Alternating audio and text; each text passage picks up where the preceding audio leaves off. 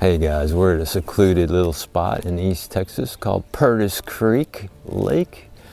It's a really tiny little impoundment of a lake, and it is a wonderful place to come with a fly rod because it is catch and release only bass, which means there's bass in here to catch and release for fly guys. And secondly, it's a no wake zone lake, so you cannot power up your boat, which is very cool because it keeps all the bass boaters away from here. It's so small anyway, it takes them about 2 seconds to get from one end to the other. But anyway, Purtis Creek is here in East Texas, so we're prospecting for bass today.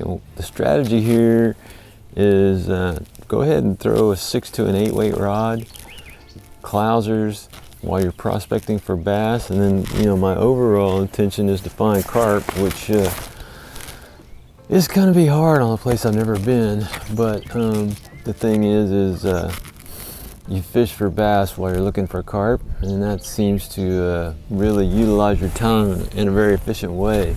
Some allergies kicking in. We've had a rough couple of days of weather here in North and East Texas, and this water is off color. It's really got some tannin in it, so not sure what that's all about. But anyway, thanks for watching, and this is just part of my overall report this week.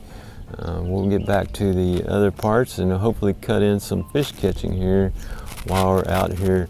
Purtis Creek Lake, East Texas, beautiful place.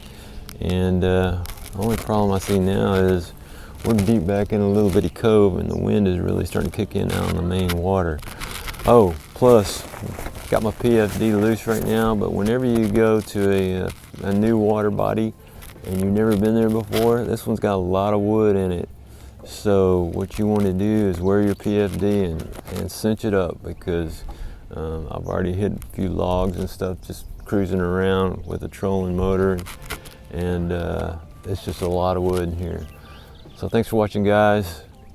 Purtis Creek, East Texas, got to come here. Very beautiful, very small, and a place where you can bring family and they can play all day. The park for camping is still closed because of the virus, but otherwise everything looks like it's falling into shape. I just wish this weather would settle down, lose some of this wind. All right, dude, talk to you later.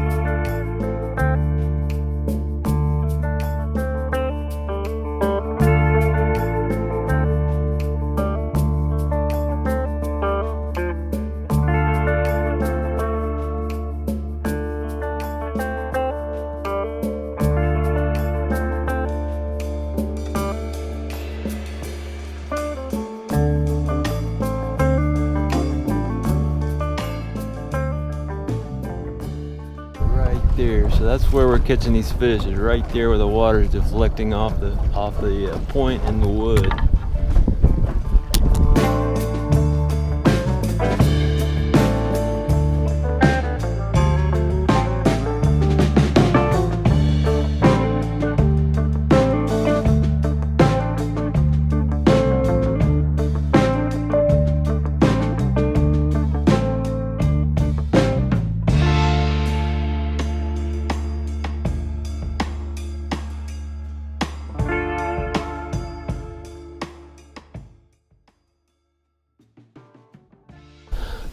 if I take this habitat apart today, it's May the 9th, dividing it east and west. The wind was blowing onto the west side, but the sun hit over there first, so of course the fish got active over there earlier.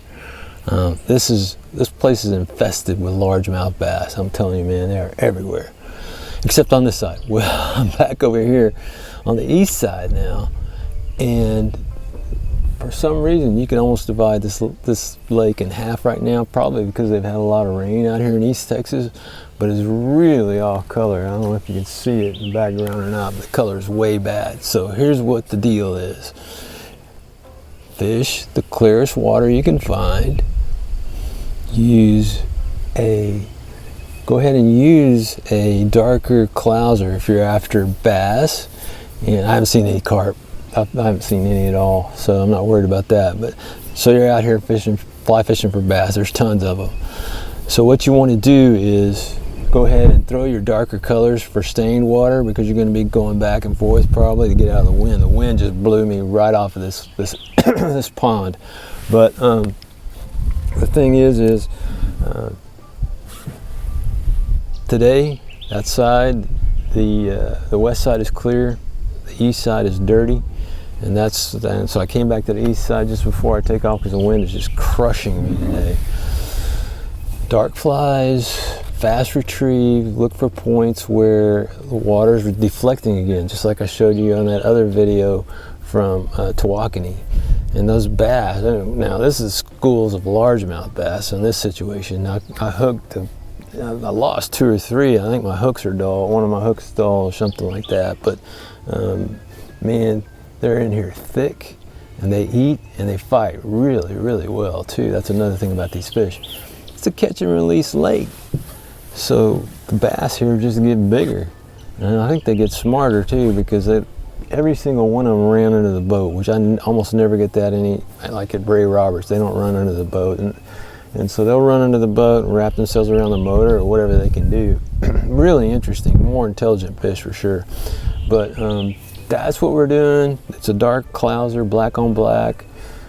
You can order those from Pop's Fly Shop. Make sure you check out Purtis Creek Lake. State Park's over here, and it's just, I mean, there's a guy on a kayak pedaling around over there, so it's just not that big. Kayaks are easy, and probably your best bet is a kayak, because the whole entire middle of the lake is pointless.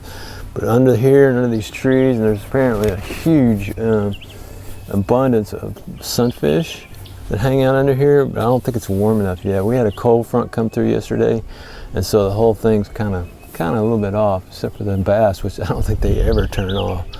All right, guys, thanks for watching.